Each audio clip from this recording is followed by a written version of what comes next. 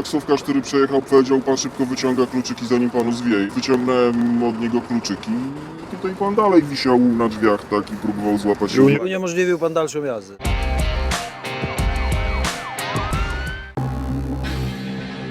W sobotnie noce niektórzy kierowcy mają kłopoty z jazdą nawet po prostej drodze. Audi uderzył w inny pojazd, podobno jest na bani, który uciekł gdzieś tam w prawo. W takiej sytuacji na miejsce zdarzenia wysyłani są policjanci, którzy są najbliżej.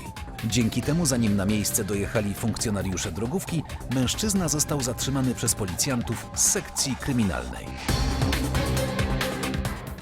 Zdejmie pan sobie ten kaptur. Panie kierowco, pamięta pan w ogóle, jak doszło do zdarzenia? Tak. Ale mi się myliło. Jest pan anonimowy. Skąd pan jechał, dokąd i co się stało, powiem pan? Bez pomagania. Jak Doszło do tego zdarzenia. Nie popsułem tego. Spożywał pan alkohol przed rozpoczęciem jazdy? Spożywał pan. Dlaczego pan jeździ w stanie trzeźwości, panie kierowco? Nie potrafię odpowiedzieć na to pytanie. Nie potrafi pan odpowiedzieć. Dlaczego pan naraża innych uczestników ruchu? Dobra, nabierze pan powietrza, 5 sekund dmuchać jednostajnie bez przerywania. Mocno, mocno, mocno, mocno, mocno, mocno, mocno, mocno, mocno, mocno. Dobra. 1,12 mg.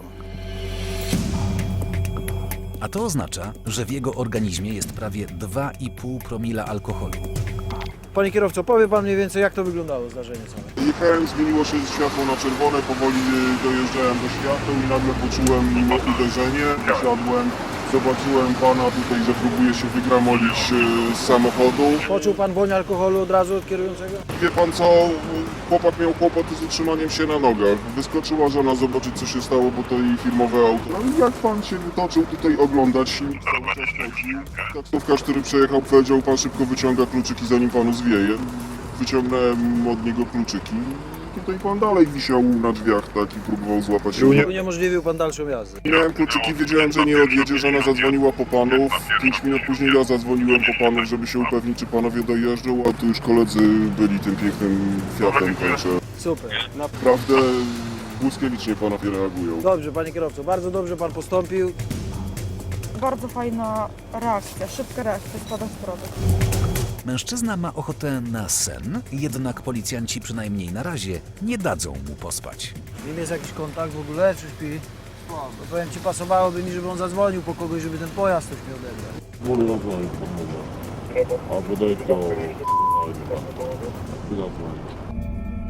Dzwonienie w takim stanie nie jest prostą sprawą, nic więc dziwnego, że po auto nikt nie przyjechał i teraz trzeba je będzie odholować, za co zapłaci pijany kierowca. Co pan spożywał?